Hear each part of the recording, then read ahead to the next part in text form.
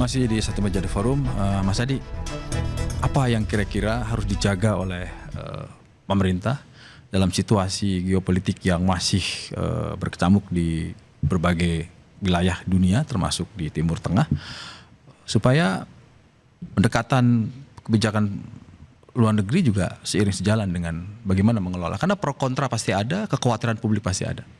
Ya, saya kira bagi saya secara prinsip bahwa persoalan-persoalan yang dianggap insecure bagi negara kita itu harus ada solusinya, Mas Yogi. Ketika muncul kekhawatiran soal adanya krisis energi global akan berdampak ke Indonesia, sepanjang itu misalnya tidak ada kenaikan-kenaikan BBM yang membebani rakyat dan kemudian fiskal kita juga stabil, saya kira langkah apapun yang dilakukan oleh pemerintah itu tidak akan perlu untuk dirisaukan. Yang penting sekalipun presiden sering ke luar negeri itu ada hasilnya sebagai sebuah solusi untuk memberikan bagaimana jawaban-jawaban yang konkret. Jalan-jalan nggak apa, yang penting ada oleh-olehnya, investasi. Yang penting ada oleh-olehnya, kan sudah begitu banyak. Nah, disinilah pentingnya sebenarnya juru bicara pemerintah untuk mengekspos apa saja yang sebenarnya sudah didapatkan oleh pemerintah dari sekian begitu banyak kunjungan ke luar negeri. Oke. Pak Hamid, kalau tadi Pak Hamid mengatakan sudah benar langkah Presiden Prabowo, tapi kan Pak Hamid sebagai duta besar paham juga hubungan internasional. Kira-kira apa yang harus diantisipasi dalam waktu dekat? Sebenarnya eksposur presiden kita itu secara internasional itu luar biasa ya, karena aktivitinya melakukan kunjungan eksternal itu bisa membuat image kita bahwa kita memang adalah negara yang terbuka, kita adalah negara yang bisa didatangi untuk investasi. Hanya di saat yang sama, ketika beliau lakukan itu semua, harus segera membenahi internal kita, domestik kita. Misalnya, Singkat saja apa? Birokrasi negara tidak ribet, pemungutan kepada para pengusaha dari aparat dihilangkan, itu sudah sejalan. Tidak ada lagi laporan asal Bapak senang. Iya, tidak ada itu. Oke. Ya.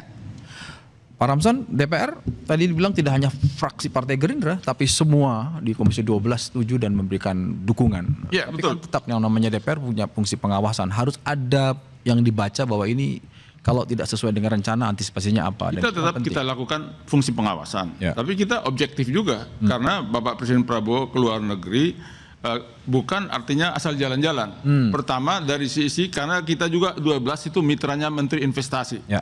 Kita lihat bahwa untuk mengejar pertumbuhan ekonomi beberapa variabel yaitu konsumsi masyarakat, net export import dan juga investasi. Investasi kalau tidak ditingkatkan sulit untuk mencapai pertumbuhan ekonomi dari 5,4 ke 6 ke 7 nanti ke 8. Jadi sudah pas. Dari sisi energi bahwa dalam keadaan sekarang mungkin 2-3 bulan ini kita memerlukan diversifikasi supply chain, diversifikasi sumber energi yang untuk dibawa ke Indonesia. Kalau perhitungan kita juga nanti mungkin 2-3 bulan lagi harga minyak akan menurun karena apa? Nanti negara yang sudah diambil oleh Amerika itu Venezuela itu akan memproduksi habis-habisan. Itu nomor 1 terbesar cadangan minyak. Dan kita sudah berbaik-baik dengan Amerika. Iya, nomor 2 Arab Saudi, nomor 3 Iran. Tadinya kalau ini udah baik-baik Iran ini, nanti supply kita sangat besar. Mungkin $65 US berarti di bawah asumsi APBN ya?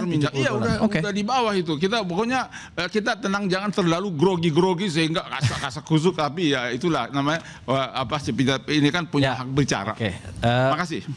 Mas Fitra, geopolitik orang memprediksi belum tentu, tapi Anda punya bacaan bahwa tenang aja, perang akan berakhir dalam waktu singkat, kemudian hitung-hitungan kita secara asumsi APBN dan kekuatan fiskal juga tidak terlalu mengkhawatirkan. Iya, saya bukan ingin mendahului kehendak Tuhan ya, tetapi sebenarnya kalau dalam hitung-hitungannya, pertama Gulf War itu biasanya selesai di bulan di spring ya, nggak mungkin sampai bulan musim panas ya, karena terlalu panas.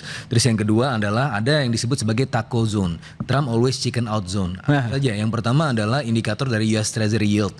Itu sekarang sudah 4,2 sampai 4,5. Artinya yield terlalu besar itu tekanan fiskalnya paling besar untuk administrasi Trump. Yang kedua adalah tadi yang sempat disampaikan oleh Pak Dubes juga, itu konstituen Trump itu sangat sensitif terhadap pergerakan harga petrol dan ini sekarang sudah sangat tinggi.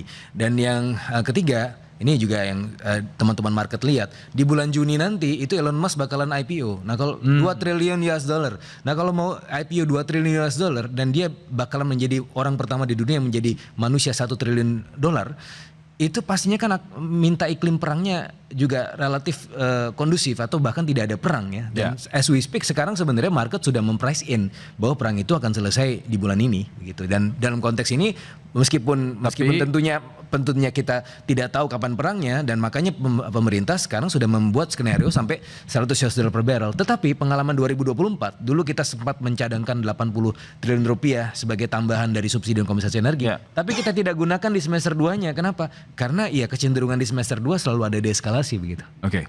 Terima kasih. Terima kasih Pak Ransom, terima kasih Bung Fitra, terima kasih Mas Adi, terima kasih Pak Hamid Awaludin. Posisi politik luar negeri bebas aktif adalah prinsip bagi Indonesia. Ketegangan geopolitik akibat perang berkepanjangan menuntut kecermatan dan kematangan dalam berdiplomasi, termasuk penggunaan angka indikator ekonomi yang rasional. Praktek politik bebas aktif harus bisa menjadi solusi atas ancaman krisis energi dan ekonomi. Bauran kebijakan politik dalam dan luar negeri harus dijalankan dengan baik, agar krisis bisa diatasi, tidak meluas karena salah arah.